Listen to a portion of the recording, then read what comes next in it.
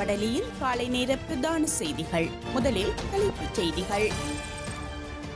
தமக்கு வழங்கப்பட்டுள்ள அதிகாரங்களுக்கு அமைவாக ஊழல் மோசடிக்கு எதிராக தன்னை அர்ப்பணிப்பேன் என ஜனாதிபதி தெரிவிப்பு. உள்ளூர் அரிசிக்கான அதிகபட்ச சில்லறை விலை நிர்ணயம் செய்து வர்த்தமானி அறிவித்தல் வெளியிடப்பட்டுள்ளது. சர்வதேச மனித உரிமைகள் தினத்தை முன்னிட்டு வடக்கு கிழக்கு மாகாணங்களில் வலிந்து காணாமல் ஆக்கப்பட்டவர்களின் உறவினர்களால் பாரிய ஆர்ப்பாட்டம். 6 மாதங்களுக்குள் சிரியா புதிய அரசியலமைப்பை உருவாக்க வேண்டும் என எதிர்க்கட்சிகள் வலியுறுத்தல். தொடர்வென விரிவான செய்திகள். தமக்கு வழங்கப்பட்டுள்ள அதிகாரங்களுக்கு அமைவாக ஊழல் மோசடிக்கு எதிராக தன்னை அர்ப்பணிப்பேன் என ஜனாதிபதி அனுரகுமார திசாநாயக்க தெரிவித்துள்ளார். ஊழல் ஒழிப்பு குறித்த நிகழ்வொன்றில் கலந்து கொண்டு கருத்து வெளியிட்ட போது அவர் இவ்வாறு கூறியுள்ளார். இதன்போது மேலும் கருத்து வெளியிட்டுள்ள அவர், அதிகாரத்தில் இருப்பவர்கள் தமது பொறுப்புகளையும் கடமைகளையும் சரியாக நிறைவேற்றாவிட்டால் சட்டங்களை இயற்றுவதால் பயனில்லை என குறிப்பிட்டுள்ளார். පහුගිය ජනවරම අපි හැම දෙනාටම අපේ සමාජයේ අපේක්ෂාව පෙන්නුම් කරලා තිබෙනවා. විවිධ අවස්ථාවල අපේ රටේ ජනවරම එක එක ආකාරයෙන් ප්‍රකාශයට පත් වෙලා තිබෙනවා. உள்ளூர் அரிசிக்கான அதிகபட்ச விலை நிர்ணயம் செய்து வர்த்தமானி அறிவித்தல் வெளியிடப்பட்டுள்ளது. நுகர்வோர் அதிகார சபையினால் வெளியிடப்பட்ட வர்த்தமானி அறிவித்தலின்படி 1 கிலோகிராம் வெள்ளை மற்றும் சிவப்பு பச்சை அரிசியின் மொத்த விலை ரூபாய் 215 அதிகபட்ச சில்லறை விலை ரூபாய் 220 நிர்ணயிக்கப்பட்டுள்ளது. 1 கிலோகிராம் உள்ளூர் நாட்டு அரிசியின் மொத்த விலை 225 அதிகபட்ச சில்லறை விலை 230 உள்ளதாக உரிய வர்த்தமானி அறிவித்தலில் குறிப்பிடப்பட்டுள்ளது. வர்த்தமானி அறிவித்தலின் பிரகாரம் 1 கிலோகிராம் உள்ளூர் கீரி சம்பா மொத்த விலை 255 அதிக சில்லறை விலை 260 நிர்ணயிக்கப்பட்டுள்ளது. இதேவேளை இறக்குமதி செய்யப்படும் அரிசிக்கான அதிகபட்ச சில்லறை விலையை நிர்ணயிக்கும் வர்த்தமானி அறிவித்தலை நுகர்வோர் அதிகார சபை வெளியிட்டுள்ளது. இதன்படி இறக்குமதி செய்யப்படும் 1 கிலோகிராம் கச்சா அரிசியின் அதிகபட்ச சில்லறை விலை 210 இறக்குமதி செய்யப்படும் 1 கிலோகிராம் நாட்டு அரிசியின் அதிகபட்ச சில்லறை விலை 220 நிர்ணயிக்கப்பட்டுள்ளது. இறக்குமதி செய்யப்படும் 1 கிலோகிராம் சம்பா அரிசியின் அதிகபட்ச சில்லறை விலை 230 குறிப்பிடப்பட்டுள்ளது. මම ගැන මේක අපි අවසන් කරන්න ඕන. දැන් හොඳට තේරුම් ගන්න මේ වී කියන්නේ මොනවද? අපේ රටේ පාරවල් වලට හැරුණුකොට වැඩිම ආයෝජනය කරලා තියෙන්නේ වාරි මාර්ග වලට. මහජනගේ ධනෙ. ඒ වගේම සහනාධාරයක් ඇට අපි වැඩිපුරම දෙන්නේ කුෂ්කර්මාන්තයට සහනාධාර. ඒකට මහ ජනතාවගේ ධනෙ. ඒ වගේම යට කරලා තියෙන්නේ ජනතාවගේ ඉඩම්. ඊට පස්සේ වී තොග එක්රැස් කර ගැනීම සඳහා ණය දීලා තියෙන්නේ ජනතාවගේ සල්ලි. ඒ නිසා අනිත් හැම ව්‍යාපාරයකටම වඩා சர்வதேச மனித உரிமைகள் தினத்தை முன்னிட்டு வடக்கு கிழக்கு மாகாணங்களில் வலிந்து காணாமல் ஆக்கப்பட்டவர்களின் உறவுகளால் பாரிய கவன ஈர்ப்பு போராட்டம் ஒன்று இன்று முன்னெடுக்கப்படவுள்ளது. வலிந்து காணாமல் ஆக்கப்பட்டவர்களை தேடியும் அவர்களுக்கு நீதி கோரியும் கடந்த பல வருடங்களாக உறவுகள் போராட்டத்தை முன்னெடுத்து வருகின்றனர். இலங்கை அரசிடம் நீதி கோரியும் கிடைக்காத நிலையில் சர்வதேசத்திடம் நீதி கோரி போராட்டத்தை முன்னெடுத்து வருகின்றனர். இதுவரை தீர்வு கிடைக்காத நிலையில் சர்வதேச மனித உரிமைகள் தினத்தில் வடக்கு கிழக்கில் பேரணி மற்றும் கவன ஈர்ப்பு போராட்டங்களை முன்னெடுக்க உள்ளனர்.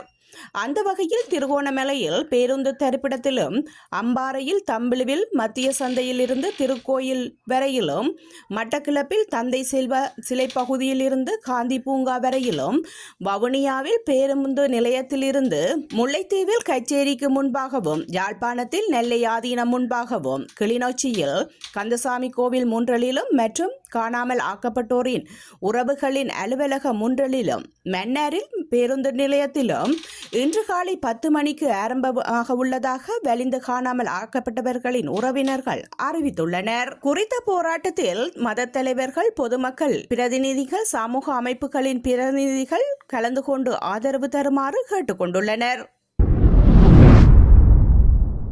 கனடாவிற்கு அனுப்புவதாக கூறி 1,10,00,000 பணத்தை 16 பேரிடம் பெற்று மோசடி செய்ததாக இளைஞர் ஒருவர் கைது செய்யப்பட்டுள்ளதாக வவுனியா போலீசார் தெரிவித்துள்ளனர்.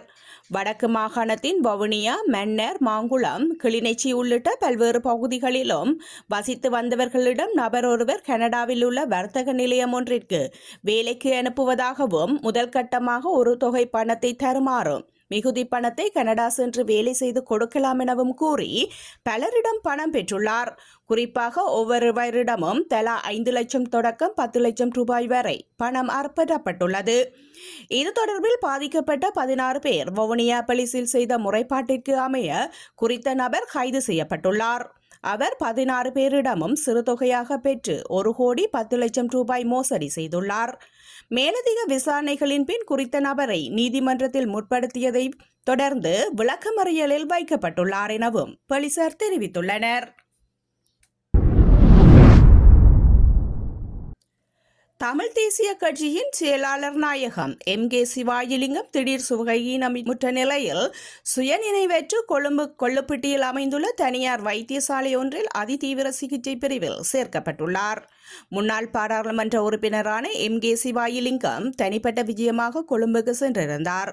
இந்த நிலையில் வழக்கமான உடல் பரிசோதனைக்காக வைத்தியசாலைக்கு சென்று கொண்டிருந்த போது வைத்தியசாலையை அண்மித்த நிலையில் திடீரென அவரின் உடல்நிலை பாதிப்புக்கு உள்ளாகி சுயநிலைவற்று மயங்கி விழுந்துள்ளார். இதையடுத்து அவர் உடனடியாக கொள்ளுப்பிட்டி தனியார் வைத்தியசாலைக்கு கொண்டு செல்லப்பட்டு அதிதீவிர சிகிச்சை பிரிவில் சேர்க்கப்பட்டார். சுயநினைவற்ற நிலையில் அவருக்கு அதிதீவிர சிகிச்சை பிரிவில் செயற்கை சுவாச கருவியின் உதவியுடன் சிகிச்சை வழங்கப்பட்டு வருகின்றது.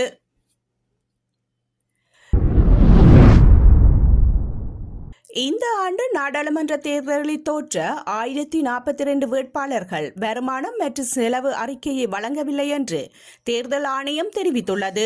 அதன்படி தேர்தலில் தோற்றிருந்த 8,888 பேர் வேட்பாளர்களில் 7,412 வேட்பாளர்கள் மட்டுமே வருமானம் மற்றும் செலவு அறிக்கையை உரிய தேதியில் அளித்துள்ளதாக தேர்தல் திணைக்களம் தெரிவித்துள்ளது. நாடாளுமன்ற தேர்தலில் போட்டியிட்ட 690 கட்சிகள் மற்றும் சுயேட்சை குழுக்களில் 197 கட்சிகள் வருமானம் மற்றும் செலவுகளை வழங்கவில்லை என தெரிவிக்கப்பட்டுள்ளது. கடந்த நாடாளுமன்ற தேர்தலுக்கான வருமானம் மற்றும் செலவு அறிக்கைகளை சமர்ப்பிக்கப்பட்ட வேட்பாளர்கள், அரசியல் கட்சிகள் மற்றும் சுயேட்சை குழுக்களுக்கு வழங்கப்பட்ட கால அவகாசம் 6ஆம் திகதி நள்ளிரவுடன் நிறைவடைந்துள்ளமை குறிப்பிடத்தக்கது.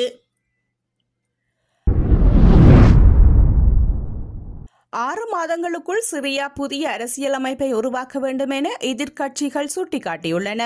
அதன்படி இன்னும் 18 மாதங்களில் தேர்தல் நடத்தப்பட வேண்டும் என அந்த நாட்டு எதிர்க்கட்சித் தலைவர் ஹாடி அல் பஹாரா தெரிவித்துள்ளார். சிரியாவின் தலைநகரான டமாஸ்கரை கிளர்ச்சியாளர்கள் கைப்பற்றியதை அடுத்து அந்த நாட்டு அதிபர் பஷார் அல் அசாத் நாட்டை விட்டு வெளியேறியுள்ளார்.